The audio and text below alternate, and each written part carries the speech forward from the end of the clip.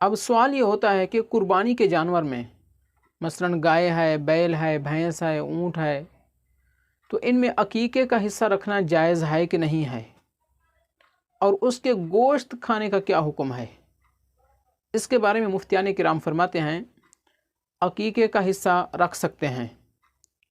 بڑے جانور میں عقیقے کا حصہ رکھ سکتے ہیں۔ بیٹا ہے تو اس کے 2 حصے رکھیں، بیٹی ہے تو اس کا 1 حصہ رکھیں۔ اگر بیٹے کا بھی 1 حصہ رکھا تب بھی جائز ہے، اور اس کے گوشت کا حکم یہ ہے اس کے 3 حصے کیے جائیں گے، اور اس کا گوشت جو ہے والدین بھی کھا سکتے ہیں، اس کے دادا دادی نانا نانی سارے رشتہ دار کھا سکتے ہیں، اس میں کسی قسم کا کوئی حرج نہیں ہے، شرعاً جائز ہے۔